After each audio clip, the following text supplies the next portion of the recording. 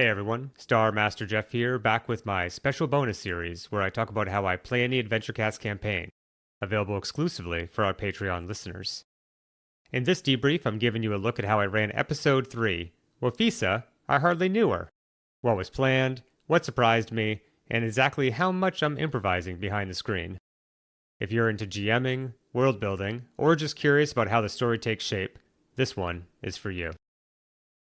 So the goal for the characters when they landed on Wafisa, planet Wafisa, in the city of Wafisa, was to find Dr. Alara Voss at the Omnitech research station and convince her to come with them. She's a talented xenolinguist, and they were asked by Omnitech Corporate to bring her along when they go to research this mysterious signal in the far reaches of the Viridian Expanse.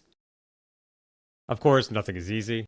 Along the way, they ran into two Guardians of the Great Work, which are essentially like police officers here on Wafisa.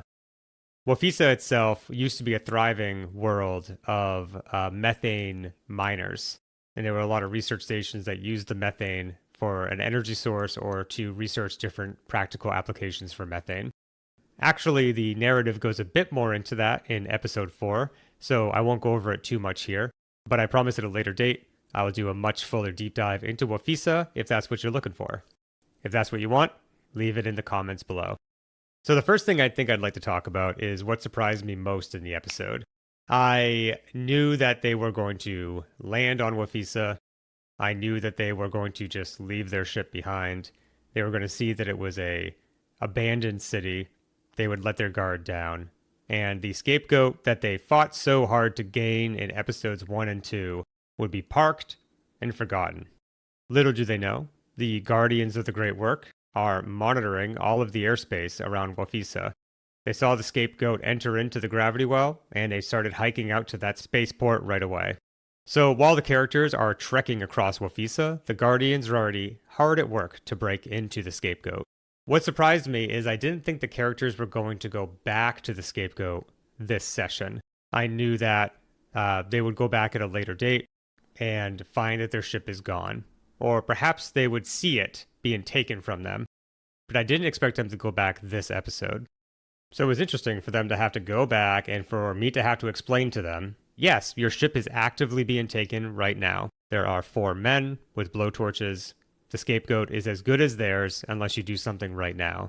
Unfortunately for them, 2 of them were already very seriously wounded, and so they made the wise decision to simply walk away. Honestly, I thought they were going to go in there. I really thought they were going to rally, go in, and maybe someone was going to permanently die right in episode 3. I really thought that might happen. We are a crew of people that have played a lot of heroic fantasy, and sometimes it can be tough for us to pull back from that and realize that we're playing fragile characters with not many hit points. But to their credit, they took stock of who they were, what they had, and the situation they were in, and they decided the scapegoat wasn't worth their life. They figured, we'll come back later. We'll figure this out. Ended up being a very wise decision, because I think that if they had gone in there, they would have died. At least one of them, if not 2 of them, would have died. So having said that, if and when they do retrieve the scapegoat, I think they're going to want to approach similar situations in the future a little bit differently. They won't be so careless as to leave the scapegoat unguarded, or to just leave it in some random location. Maybe they'll have to pay someone to watch over it, or they'll install some new security systems. I think they're already thinking about that after what happened in episode 3. Now on to something a little bit more fun, Lokipon. Lokipon came out of nowhere. The characters were poking around in some abandoned cars, and I hate just doing stock treasure. I hate just being like, oh, you find 4 credits and a seatbelt cutter. I like to put something in that has some world building and flavor, and I've never played Pokemon like the trading card game. I've played the video game a little bit, but obviously it's so ubiquitous in our culture, and I used to watch the show all the time. So for some reason that just popped into my head, Lokipon. And boom, it was born. And I have to tell you, the players became obsessed with it. I didn't realize that Doja and Brian were both old Magic the Gathering players. And I did know that Brian was, very knowledgeable of Pokemon and probably played the trading card game. but I didn't know that they were going to attach to it so fully. They are full on obsessed. They talk about it all the time, and they keep weaving it back into the narrative in really fun ways in the coming episodes. So I really can't wait to see how far they take it. And they've already started talking about maybe drawing up some of their own Lokipon and sharing them on the Patreon. I think that's a really cool idea. So there was a very pivotal scene here.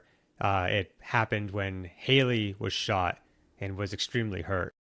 Robert had a flashback to when Haley's older sister, she's Haleyy with 2 Ys, her older sister is Haleyy with 1 Y. When Haleyy with 1 Y died, she was killed on Ventos, planet Ventos, in the Thraxis system during a pitched battle between the rebels and the elite during the Red Rice Wars, which is a war based on famine, where the oligarchy was attempting to maintain all the food stores for themselves. And obviously, the spark of a rebellion ignited into a full-on war.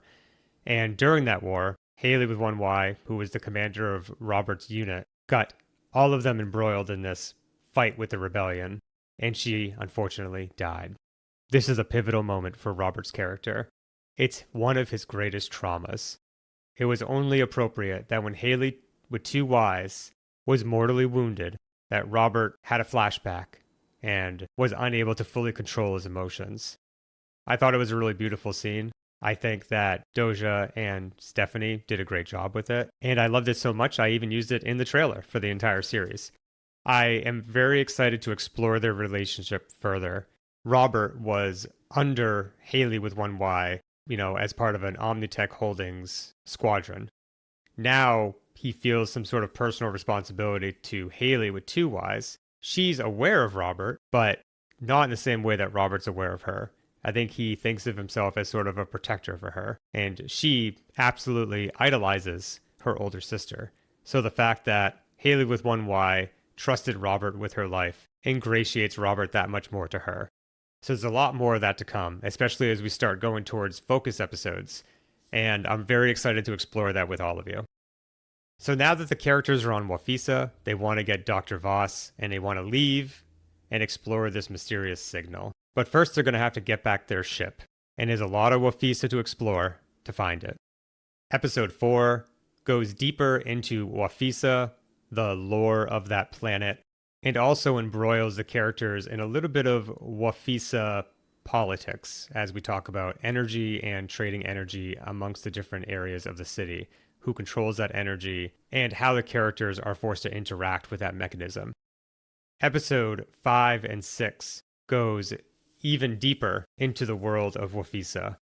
We spend a lot of time on what happened on Wafisa, who's currently living on Wafisa, what made it be so post-apocalyptic, and we finally get to meet the mysterious Dr. Alara Voss. From myself and the rest of the Scapegoat crew, we are really looking forward to sharing those adventures with you. We've recorded 16 episodes so far. I've edited 6 of them. I'm already editing the 7th one right now. We have a lot of energy and a lot of conviction to keep marching forward and exploring as much of the Viridian expanse as we can, and we thank you so much for coming along on that journey with us. We're having a hell of a good time, and we're so grateful that so many people have reached out and told us how much they love the pod. So anyway, that's me, Star Master Jeff, signing off. Love you all, and bye for now.